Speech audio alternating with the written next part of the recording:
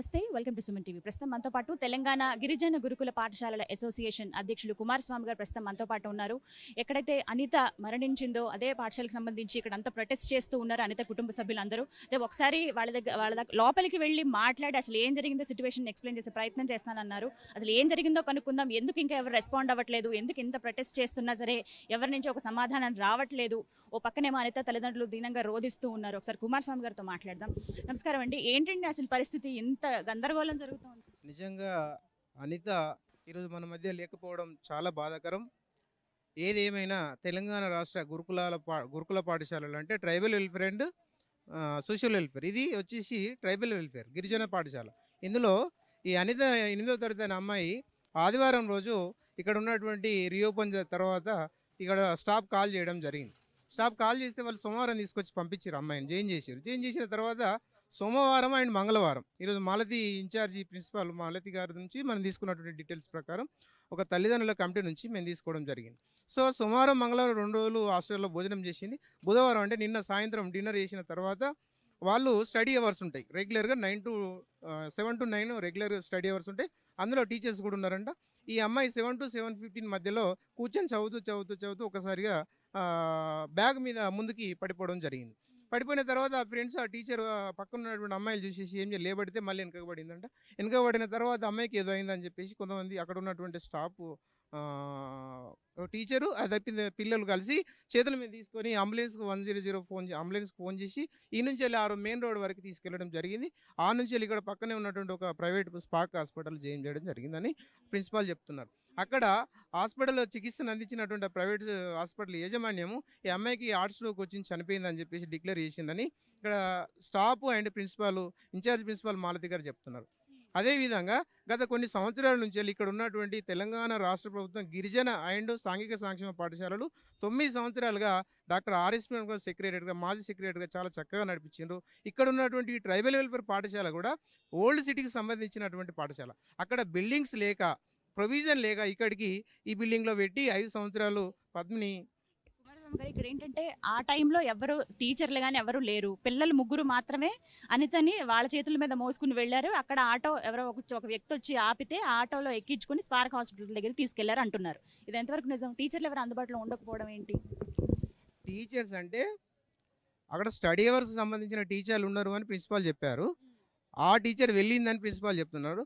అక్కడ 100% మనం ప్రశ్నించాల్సింది ఏంటంటే స్టాఫ్ నర్సు లేరు, స్టాఫ్ నర్సు లీవ్లో ఉన్నారు. ఒకవేళ స్టాఫ్ నర్సు కనుక అందుబాటులో ఉంటే ట్రైబల్ వెల్ఫేర్ అంటే గురుకుల సాంఘిక సంక్షేమ రెండింటి కలిపి కూడా మాకున్న నా పరిజ్ఞానం ప్రకారం ఏంటంటే ఒక 12 గంటలకు ఒక నర్సు ఒక మేడం ఇంకో 12 గంటలకు ఉండాలి. అంటే అందుబాటులో అన్నీ ఉండాలి, ఉంటారు ఉండాలి. బట్ లేదు, ఇప్పుడు ప్రిన్సిపాల్ చెప్పిన దాని ప్రకారం ఏంటంటే షీఈ్ ఇన్ లీవ్ అంటున్నారు, లీవ్లో ఉన్నారని అంటున్నారు. సో ఇప్పుడు లీవ్లో ఉండడం చేత ఈ బిడ్డ ప్రాణం పోయింది కదా, మరి ఈ బిడ్డ ప్రాణానికి ఎవరు అది చేస్తారు? కాబట్టి స్టాఫ్ నర్సు లేకపోవడం ఒక మైనస్ అయితే, బిడ్డ అనారోగ్యం పాలయ్యి అస్వస్థతకు గురయ్యి హాస్పిటల్లో ప్రాణాన్ని కోల్పోవడం ఈరోజు లేకపోవడం పట్ల మేము చాలా బాధపడుతున్నాం. ఆ కుటుంబానికి ప్రగాఢ సానుభూతి పేరెంట్స్ కమిటీ అసోసియేషన్ తరఫున తెలియజేస్తున్నాం. బాధ్యత ఎవరు వహించాలంటారండి ఇప్పుడు పర్టికులర్గా జరిగిన ఈ ఘటనకు సంబంధించి? బాధ్యత అంటే మేడం, తెలంగాణ రాష్ట్రంలో ఉన్నటువంటి సుమారు 1200 పైచిలుకున్నటువంటి ట్రైబల్ అండ్ సోషల్ వెల్ఫేర్ పాఠశాలలు అండ్ జూనియర్ కాలేజీలు డిగ్రీ కాలేజీలు ఉంటాయి.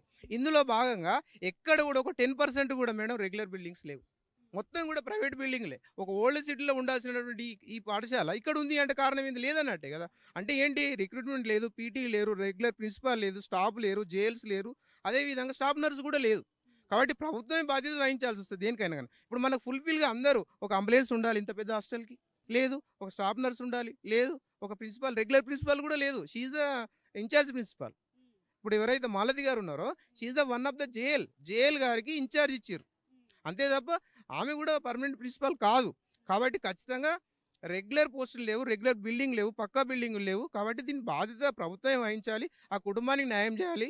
పేరెంట్ కమిటీ అసోసియేషన్ ఆధ్వర్యంలో, తల్లిదండ్రుల కమిటీ ఆధ్వర్యంలో మేము డిమాండ్ చేసేది ఏంటంటే ప్రభుత్వానికి, మొన్న సికింద్రాబాద్లో జరిగినటువంటి అల్లర్లలో భాగంగా ఒక అబ్బాయి చనిపోతే 25 లక్షలు ప్రకటించారు. అదేవిధంగా ఈ కుటుంబానికి కూడా ఒక ఉద్యోగం ఇస్తూ ఒక 25 లక్షల రూపాయలు ప్రకటించాలి. ప్రభుత్వం ఇమ్మీడియట్లీ రావాలి, సత్యవతి రాథోడ్ గారు స్పందించాలి. అదేవిధంగా tribal welfare and social welfare కార్యదర్శి ఎవరైతే రోనల్ రాస్ గారు ఉన్నారో వారు కూడా స్పందించాలి. ఆర్సీఓ అంటే regional coordinator Kalyan madam immediately ఇక్కడికి రావాలి, ఆ కుటుంబానికి న్యాయం చేయాలని చెప్పేసి మేము డిమాండ్ చేస్తాం. కుమారస్వామి గారు లోపల పిల్లలతో ఎవరితోనైనా మాట్లాడారా? తోటి స్టూడెంట్స్, అనిత ఫ్రెండ్స్ గాని ఎవరితోనైనా మాట్లాడే ప్రయత్నం చేశారా? అనిత ఫ్రెండ్, ఒక క్లోజ్ ఫ్రెండ్ మనకి ఆ అమ్మాయి పక్కనే కూర్చున్న అమ్మాయి పక్కన మేము మాట్లాడడం జరిగింది. ఆ అమ్మాయి చెప్పిన టైమింగ్స్ ప్రకారం కూడా మనం తీసుకొని రావడం జరిగింది. అదేవిధంగా బాగుంది సార్, 2 డేస్ నాతో బాగానే ఉంది. ఎలాంటి అస్వస్థత లేదు, ప్రాబ్లం ఏం లేదు. స్టడీ అవర్స్లో మాతో కూర్చుంది. 7 గంటల 15 నిమిషాలకు మాతో కూర్చుంది. 7 గంటల నుంచి కూర్చుంది. 7 గంటల 15 నిమిషాలు నాకు కడుపులో నొస్తుంది, స్టమక్ పెయిన్ వస్తుందని చెప్పడం, పట్టుకోవడం, పడిపోవడం అంతా కొన్ని నిమిషాల్లోనే జరిగింది. వితిన్ 15 మినిట్స్‌లో ఈ నుంచి ఇలా రోడ్ వరకు తీసుకెళ్ళినామని చెప్పేసి తీసుకెళ్ళిన ఇద్దరు పిల్లలు చెప్తా ఉన్నారు.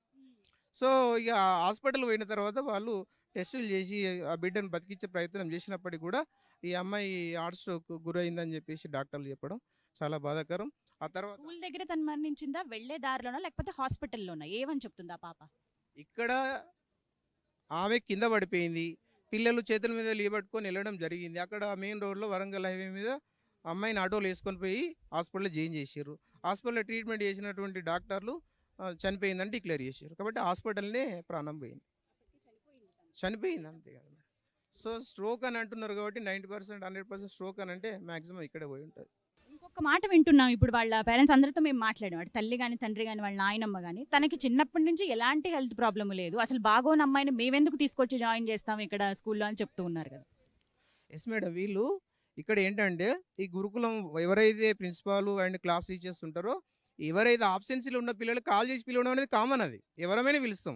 ఒక క్లాస్ టీచర్ ఫోన్ చేసి పిలిపించింది, సండే రోజు కాల్ చేసి వాళ్ళు మండే రోజు వాళ్ళ బాధ్యత ప్రకారం జాయిన్ చేశారు.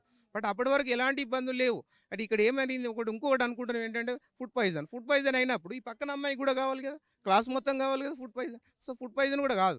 కాబట్టి ఆ అమ్మాయికి ఏం హెల్త్ ఇష్యూస్ ఉన్నాయి అనేది ఈరోజు మనం అక్కడ ఉన్నటువంటి ఆ బిడ్డ పోస్ట్ మార్టం చేస్తే కానీ మనకు తెలియదు. కాబట్టి ఖచ్చితంగా ఆ అమ్మాయి మాత్రం అన్యాయమే జరిగింది. ఈ అమ్మాయికి ఇంకొక అమ్మాయికి జరగకుండా హెల్త్ క్యాంప్స్ నిర్వహించడం కానీ, 24 గంటలలో 12 గంటలకు ఒక స్టాఫ్ నర్సు, 12 గంటలకు ఒక స్టాఫ్ ఉండే విధంగా, ఒక అంబులెన్స్ ఉండే విధంగా చూసుకోవాలి. ఈ విధంగా పిట్టల్లో రాలిపోతున్నారు. గిరిజన గురుకులం పాఠశాలలో, tribal welfare and social welfare పాఠశాలలో నెలకొకటి జరుగుతూనే ఉంది. ఇప్పుడు ఈ నెల 2 నెలలలో మనం ఎన్ని ఇన్సిడెంట్స్ చూసినాం పిల్లలు ఇట్లా జరుగుతూ ఉన్నాయి. కాబట్టి ప్రభుత్వం చొరవ తీసుకోవాలి. రెగ్యులర్ స్టాఫ్ నర్స్‌ని అపాయింట్ చేయాలి. రెగ్యులర్ ప్రిన్సిపాల్ స్టాఫ్‌ని పెట్టాలి. రిక్రూట్మెంట్ చేయాలి. ఎంత ఘోరం అండి ఇది. ఒక తల్లిదండ్రుల కడుపు కాలింది ఈరోజు పరిస్థితి. ఒక బిడ్డ దానికి ఎవరు సమాధానం ఇస్తారు? కాబట్టి మేము ప్రభుత్వాన్ని డిమాండ్ చేసేది ఏంటంటే, తెలంగాణలో ఉన్నటువంటి 1200 పైచిలకు తెలంగాణ గురుకుల పాఠశాల అంటే ట్రైబల్ వెల్ఫేర్ అండ్ సోషల్ వెల్ఫేర్కి సంబంధించినటువంటి పాఠశాలలకు పక్కా బిల్డింగ్లు ఇమ్మీడియట్లీ శాంక్షన్ చేయాలి.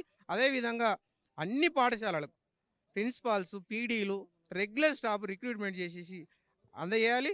ఇలాంటి ఎక్కడ కూడా జరగకుండా తీసుకోవాల్సిన బాధ్యత ఉంది. అదేవిధంగా హెల్త్ క్యాంప్స్ కూడా నెల హెల్త్ క్యాంప్స్ కూడా నిర్వహించాలి. పిల్లల ఆరోగ్యం పట్ల చొరవ తీసుకోవాలి. బంగారు తెలంగాణ రాష్ట్రంలో ఈ బిడ్డలు కూడా భాగమే కాబట్టి ఇది చొరవ తీసుకొని ఈ కుటుంబానికి ఒక గవర్నమెంట్ ఉద్యోగాన్ని ఇస్తూ ఒక 25 లక్షల రూపాయలు ఎక్స్‌గ్రేషియా ఇవ్వాలి.